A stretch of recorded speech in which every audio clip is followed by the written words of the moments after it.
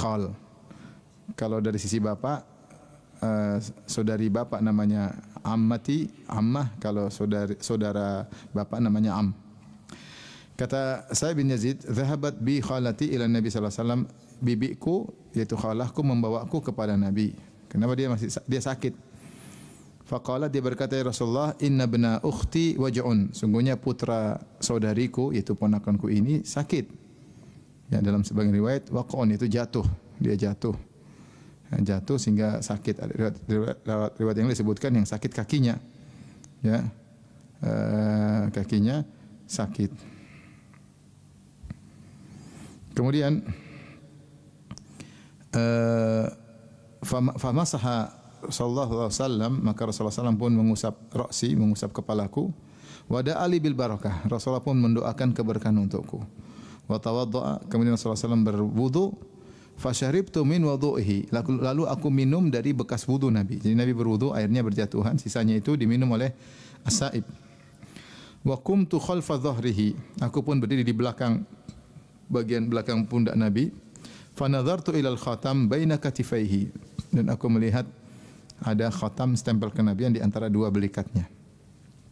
Fa idza huwa mithlu zirril hajalah, maka dia ternyata bentuknya seperti bulatan telur merpati. Hajalah itu semacam burung, ukurannya seperti burung merpati. Ya seperti telur puyuh sekecil sebesar seperti itu ya. Ini dalil tentang akan kebenaran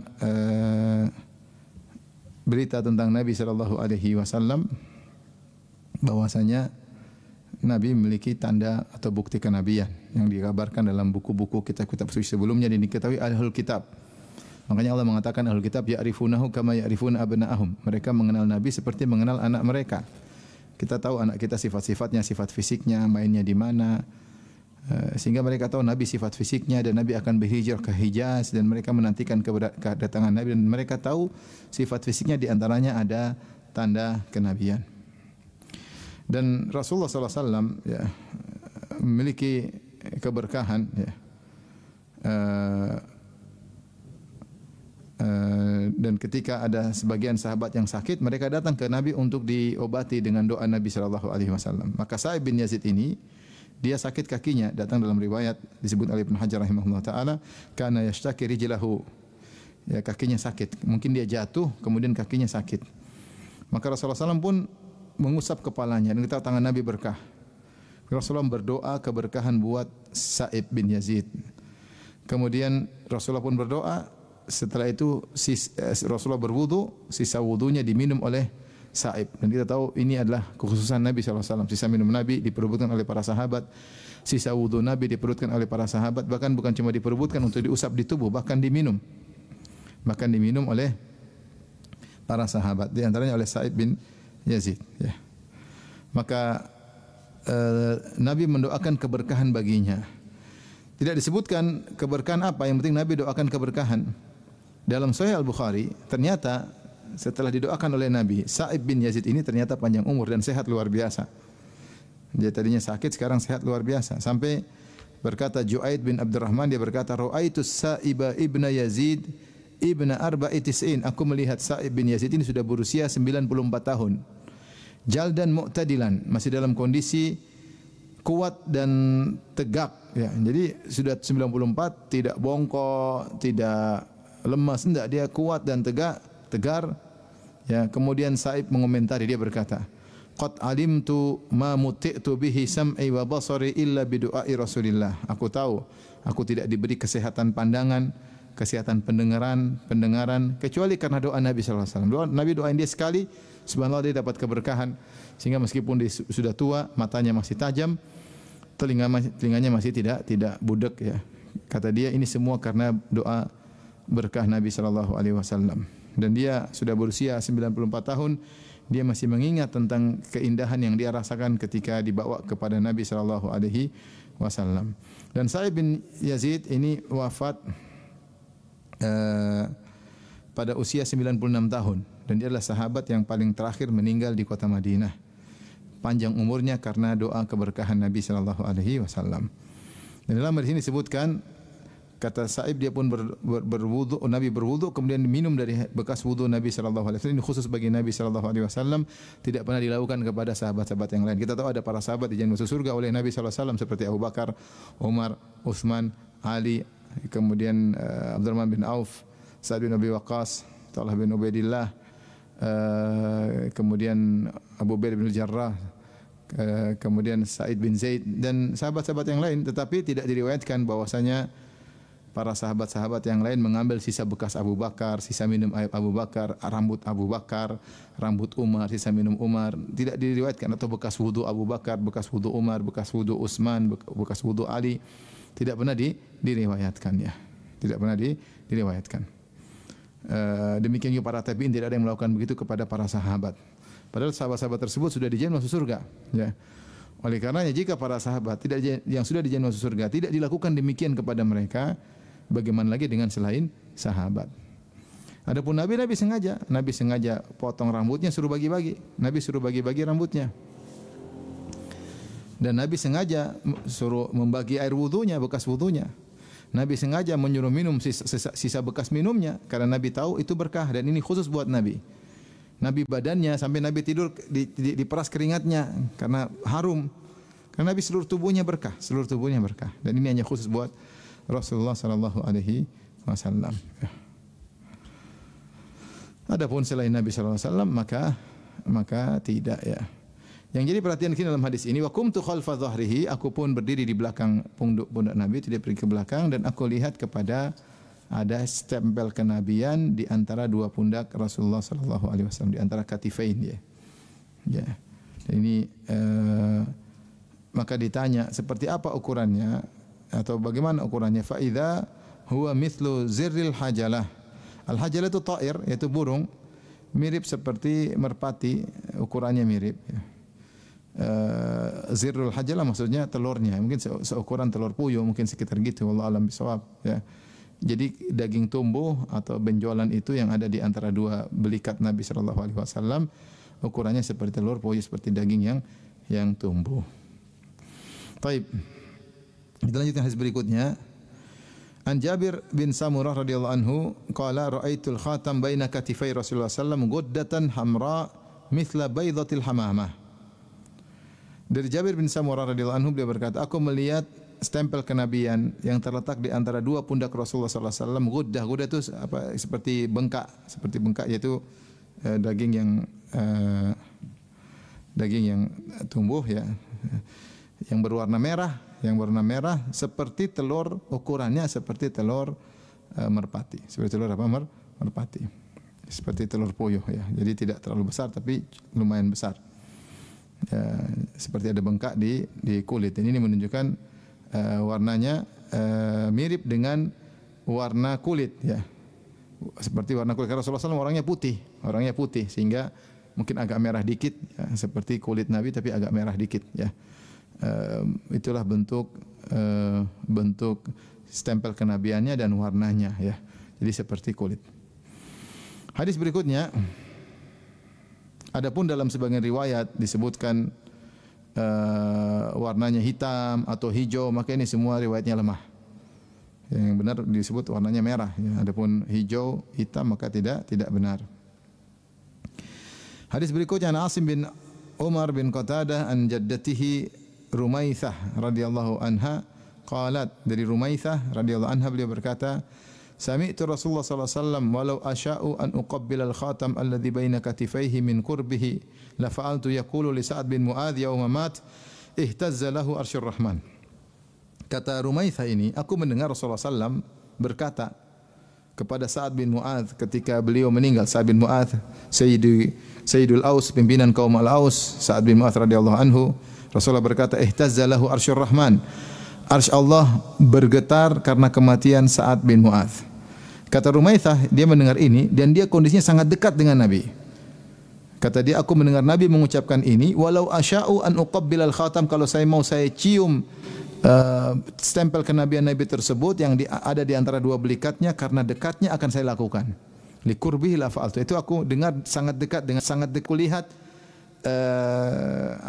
stempel kenabian, kalau saya mau cium saya akan cium. Kata Rumaitsah. Di sini pembahasan bahwasanya yang mengetahui tentang tanda kenabian Nabi ini bukan cuma para laki-laki, bahkan juga para sahabiat juga mengetahui tanda kenabian Nabi sallallahu alaihi wasallam. Dulu para sahabat pakai rida, ya namanya rida kadang kelihat, kadang kebuka rida. Seperti rida itu maksudnya kayak kain ihram itu.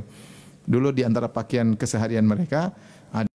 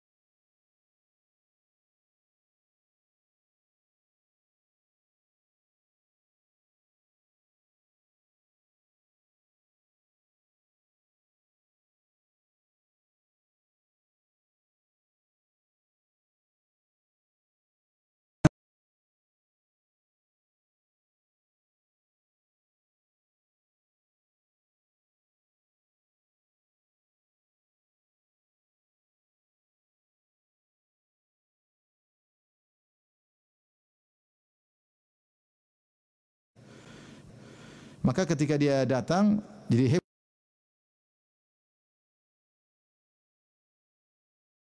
untuk mengajarkan Al-Quran kepada orang-orang yang pernah datang beriman di kota Madinah. Maka berkumpullah suku Aus, suku Khazraj. Mereka ngobrol tentang Mus'ab. Ini ada orang dari Mekah begini. Maka mereka bersepakat untuk melarang Mus'ab bin Umair untuk berdakwah. Maka mereka utus siapa? Mereka utus As'ad bin Zurarah. As'ad bin Zurarah ini adalah sepupunya Sa'ad. Jadi dia adalah putra dari khalahnya Sa'ad. Sa'ad punya khalah, punya putra namanya As'ad. Jadi sepupunya As'ad bin Zurarah. Maka dia mengatakan ana akfikum iyahu. Saya yang akan urus Mus'ab, saya yang akan usir dia. Maka pergilah. Jadi mereka sepakat, kamu pergi As'ad bin Zurarah, kamu utusan kami. Maka pergilah dia. Kemudian dia pergi ketemu Mus'ab bin Umair. Akhirnya Mus'ab bin Umair bacakan Al-Quran buat dia. Akhirnya dia masuk Islam. Dia mengusir malah masuk Islam. Akhirnya tatkala dia kembali mau laporan, datang dari jauh, Sa'ad sudah bilang, laqad ada bi ghairil wajhil ladzi dhahaba bi ankum. Wajahnya sudah berubah, kata Sa'ad bin Mu'adz. Tadi dia pergi wajahnya lain, sekarang balik sudah berubah. Ternyata benar dia masuk Islam. Kemudian Sa'ad berkata, "Ma sana'ta bir rajul?" Apa yang kau sudah lakukan sama Mus'ab? Sudah kau usir? Kata As'ad bin Zurarah, "Saya sudah ngobrol sama dia. Tapi menurut saya, baiknya kau dengar dulu. Kau dengar dulu." Dia tidak bilang dia masuk Islam, nanti heboh. Dia bilang, "Lakinni ara an tasma' minhu wa tuhaddithu fa innahu aula bika." Lebih baik kau yang lebih baik dengar langsung lah. Coba ke sana. Dengar aja sendiri. Tapi saat sudah punya bilang, ini wajah sudah berubah. Ya. Maka Sa'ad bin Mu'adz pun segera menuju ke Mus'ab. Sampai di sana dia pun dengar Al-Quran, dia pun masuk Islam. Ketika dia balik, ya, kaumnya sedang berkumpul, suku Khazraj, maka dia berkata kepada kaumnya, "Ayu amrin ta'hadunahu an Sa'ad bin Mu'adz?" Kalian tahu apa tentang Sa'ad bin Mu'adz? Dia tanya. Qalu as-sayyidul muta', dia adalah pemimpin yang ditaati. Faqala ala fa'lamu anna kalama rijalikum wa nisa'ikum alayya haramun hatta tadkhulul islam hadhihi al-lailah. Ketahuilah kalian semuanya, saya akan pemimpin yang ditaati. Kalian tahu. Ketahuilah, saya tidak akan ngomong sama kalian, laki-laki maupun perempuan, sampai kalian masuk Islam malam ini. Akhirnya semua masuk Islam. Akhirnya semua masuk Islam. Subhanallah. Jadi dia kunci masuknya banyak kaum Ansor ke Islam. Gara-gara karena Sa'ad bin Mu'adz pimpin mereka. Ini di antara keistimewaan Sa'ad bin Mu'adz. Kemudian di antara keistimewaannya ketika perang Badar bertahun 2 Hijriah, Rasulullah keluar menuju Badar diikuti oleh kaum Muhajirin, kaum Ansar. Maka Rasulullah bertanya, "Bagaimana menurut kalian wahai para sahabat?" Akhirnya Abu Bakar ngomong, kita akan begini. Al-Miqdad ngomong, para muhajirin ngomong semangat untuk berperang. Tapi Rasulullah mengatakan, asyiru alayya ayyuhal qaum. Coba kasih pendapat kalian. Abu Bakar sudah ngomong. Kemudian suku kaum muhajirin sudah ngomong. Tapi Rasulullah masih bilang, beri pendapat kalian. Akhirnya Sa'ad bin Mu'adz paham. Dia berkata, lakinnaka turiduna ya Rasulullah. Seakan-akan kau ingin mendapat kami, wahai Rasulullah, dari kaum Ansar. Kenapa demikian? Karena kaum Ansar ketika mengajak Nabi tinggal di Madinah, mereka bersepakat untuk menjaga Nabi dalam kota Madinah. Mereka tidak mengambil janji membaiat Nabi untuk menjaga Nabi di luar kota Madinah. Sementara Badar jauh, 130 kilo dari kota Madinah. Jadi Nabi ingin pendapat mereka karena ini di luar daripada kesepakatan. Kesepakatan Nabi kalau pindah ke Madinah dijaga dalam kota Madinah. Maka Sa'ad berkata, seakan-akan kau ingin pendapat kami wahai Rasulullah kaum Ansar. Kata Rasulullah, "Na'am."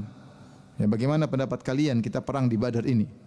Maka apa kata Sa'ad bin Mu'adz radhiyallahu taala anhu? Imdi bina ya Rasulullah haitsu syi'ta. Bawa kami kepada yang kau kehendaki ya Rasulullah. Falau khutta bina ghimara hadzal bahri la khutnahu ma'aka.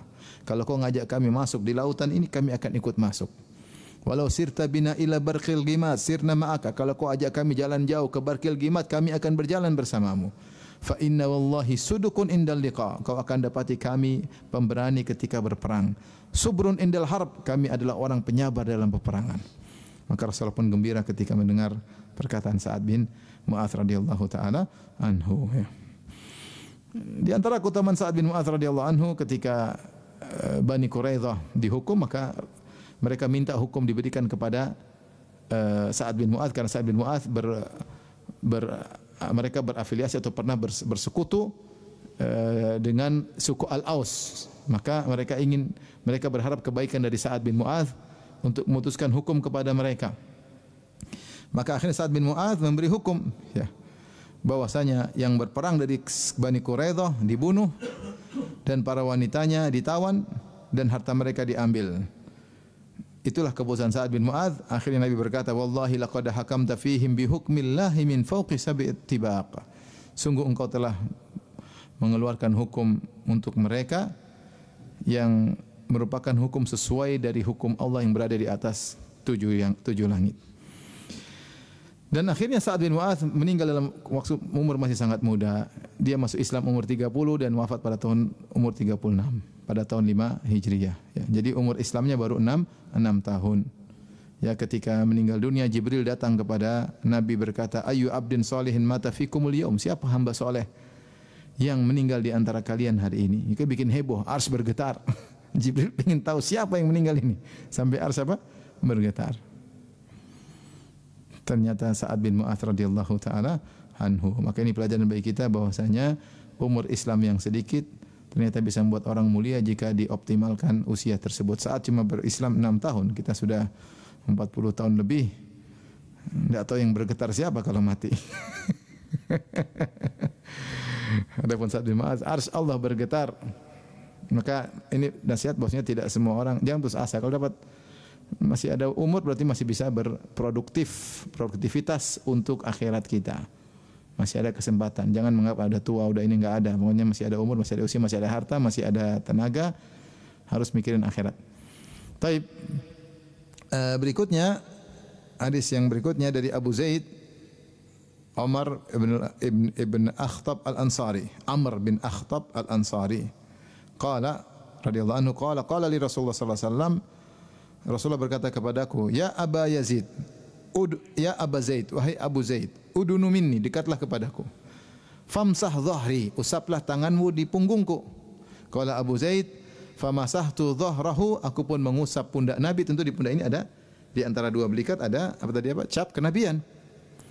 Fa waqa'at asabi'i 'alal khatam, maka tanganku, jari-jariku mengenai stempel kenabian Nabi. Qultu wa mal khatam? Apa itu al-khatam? Sang perawi bertanya, apa itu khatam? Qala sya'aratun mujtami'atun. Ada rambut-rambut yang terkumpul. Jadi ibarat seperti daging tumbuh, bukan daging tumbuh, jadi kayak bengkak. Terus ada rambut-rambut di sekitar bengkakan tersebut. Itu tanda kenabian, ya.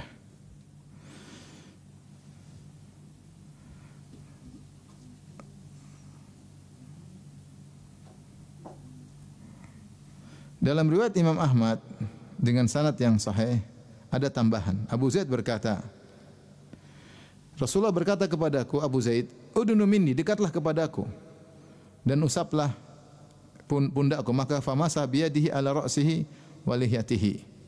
Ya, Rasulullah kemudian mengusap dengan tangannya, dia mengusap kepalanya dan jenggotnya, jenggot sahabat ini. Maka Rasulullah berkata, Allahumma jammilhu wa adim jamalahu. Ya Allah, jadikanlah dia tampan dan abadikan atau kekalkanlah ketampanannya. Qalu, orang-orang berkata tentang sahabat ini, Abu Zaid ini, falaqad balagha bid'an wa mi'ata sanatin. Sungguh dia telah mencapai umur sampai 100 lebih, 100 sekian tahun. Wa ma fi ra'sihi wa lihyatihi bayadun illa nabdhun yasir. Tidak ada uban di rambutnya dan di jenggotnya kecuali sedikit. Walau qad kana mumbasital wajhi, dan dia tampan, subhanallah. Didoain ganteng sama Nabi dan didoain agar kekal ketampanan sampai umur 100 sekian tahun, masih rambut putihnya sedikit dan masih kelihatan tampan. Itu tidak ada keriput-keriput, ya, sebagaimana terlihat pada orang-orang tua. Dan ini berkat doa Nabi sallallahu alaihi wasallam sehingga meskipun tua masih kelihatan seperti muda, ya. Jadi ini ada tambahan bahwasanya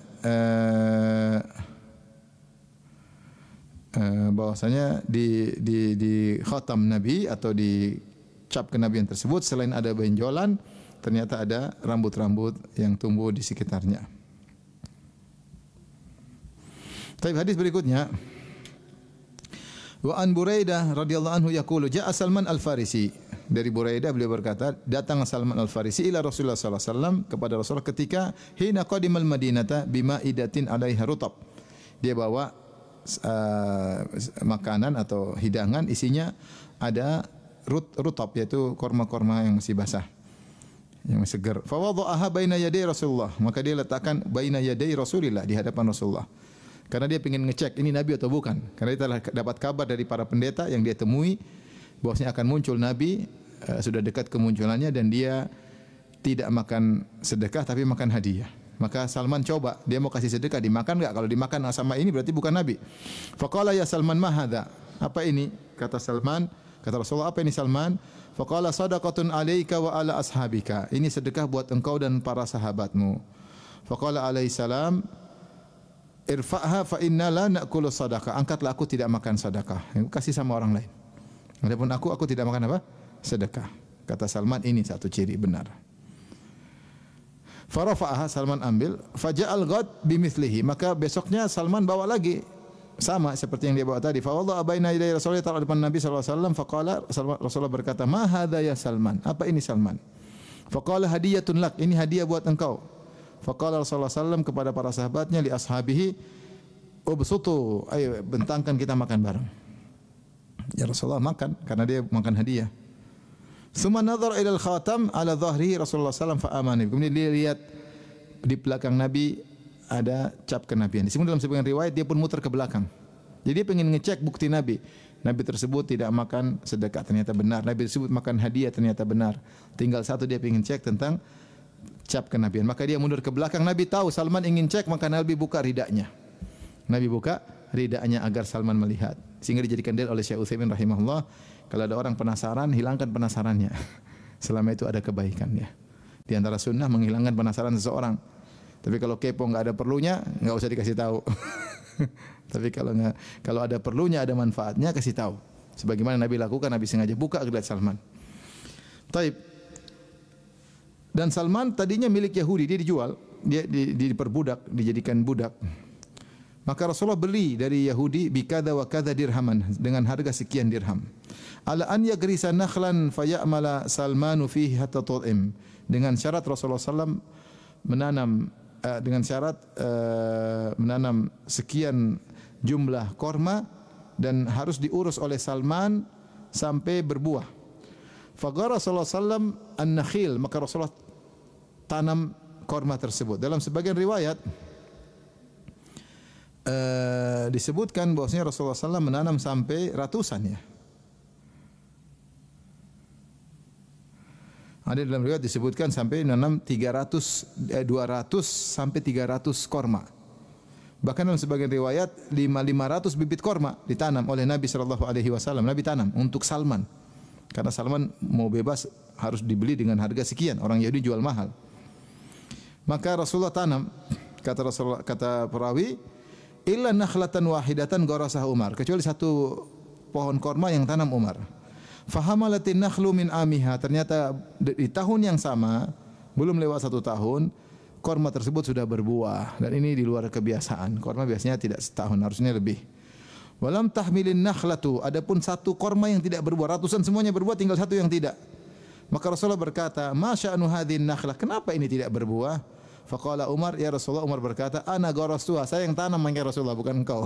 Makanya enggak tumbuh. Fanaza'a Rasulullah sallallahu alaihi wasallam, Rasulullah cabut, fagharasa, Rasulullah tanam ulang. Rasulullah yang tanam. Fahamalat min amiha, maka ikut berbuah pada tahun yang sama. Ini berkah Nabi sallallahu alaihi wasallam. Jadi Nabi sallallahu alaihi wasallam tidak makan sedekah, ya. Rasulullah pernah Rasulullah disebut dalam sebagian riwayat, Rasulullah tidak makan, kata Rasulullah kepada para sahabatnya, makan, kalian yang makan, aku tidak. Rasulullah pernah berkata, inna ala Muhammadin la na'kulu sadaqah, kami adalah keluarga Muhammad tidak makan sedekah. Dalam riwayat yang lain, la tahilu lana sadaqah, tidak halal bagi kami sedekah. Beliau menjelaskan, inna ma hiya ausakhun nas, sungguhnya sedekah itu adalah kotoran-kotoran untuk menghilangkan kotoran-kotoran. Jadi sedekah fungsinya menghilangkan kotoran-kotoran dari harta. Jadi ketika fungsinya menghilangkan kotoran-kotoran harta, maka tidak pantas untuk dimakan oleh Nabi dan keluarganya. Dan Salman masuk Islam karena melihat tanda kenabian yang ada pada Nabi sallallahu alaihi wasallam. Baik. Dan ini menunjukkan bagaimana Rasulullah SAW membantu sahabatnya. Rasulullah bukannya orang kosong, enggak. Rasulullah orang sibuk banyak urusan. Tapi dia mau tanam 300, bahkan ada riwayat 500. Tanam 500 korma buat untuk Salman. Yang penting Salman merdeka.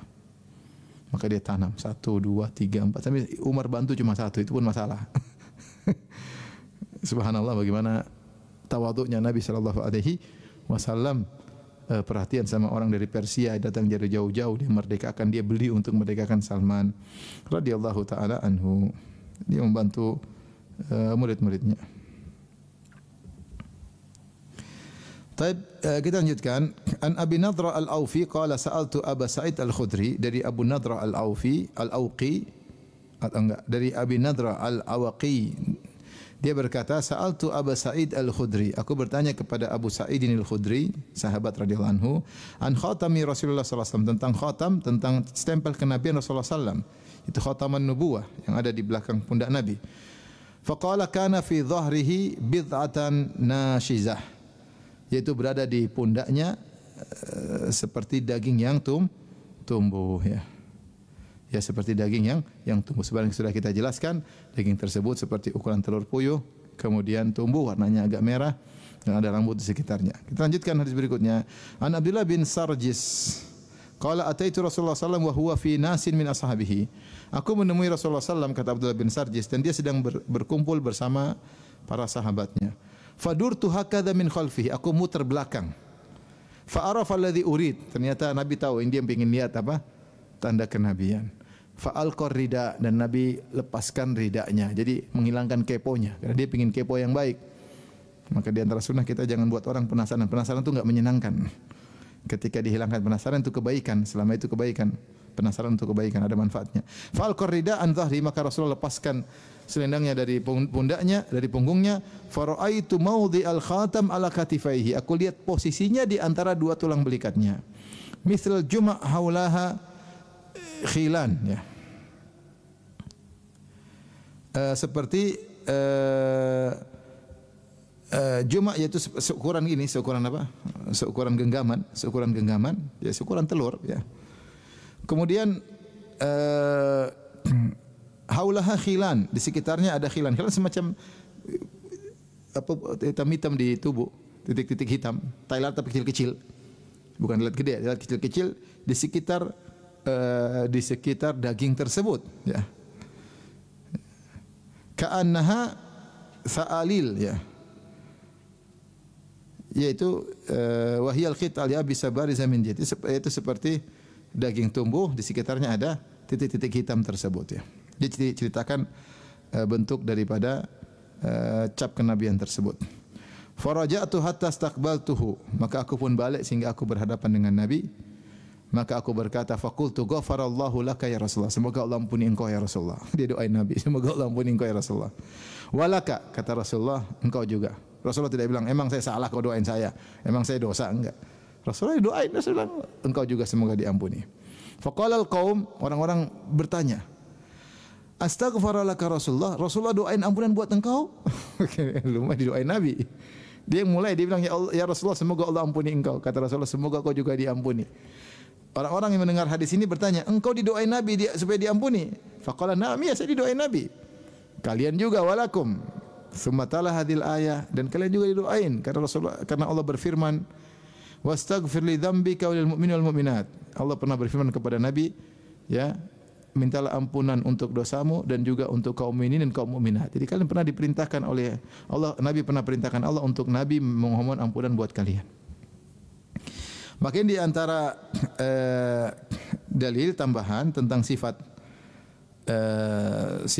stempel Nabi sallallahu alaihi wasallam, ternyata sifatnya selain daging tumbuh, ada rambut-rambut, ada juga titik-titik seperti telat-telat kecil mengitari daging tumbuh tersebut. Dan ini di antara akhlak mulia Nabi sallallahu alaihi wasallam, ya, ketika ada orang ingin melihat tanda kenabian, maka Nabi biarkan agar dia lihat, agar dia semakin beriman kepada Nabi sallallahu alaihi wasallam. Dan dia juga mendoakan Nabi, semoga Allah ampuni engkau, dan Nabi balas mendoakan dia.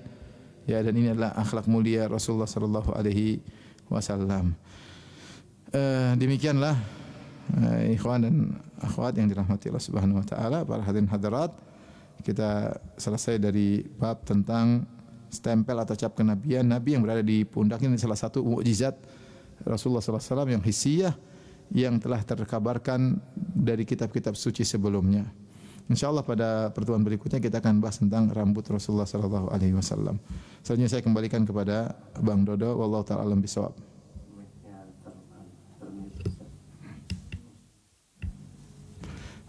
Demikian saja insyaallah pertemuan berikutnya kita akan bahas tentang rambut Rasulullah sallallahu alaihi wasallam. Selanjutnya saya kembalikan kepada Bang Dodo, hafizakallah. Assalamualaikum warahmatullahi wabarakatuh. Atas kajian yang telah disampaikan, ada beberapa yang sudah raise hand, Ustaz, mungkin mau bertanya langsung. Silakan Bang Dodi. Mungkin pertama dari Putri.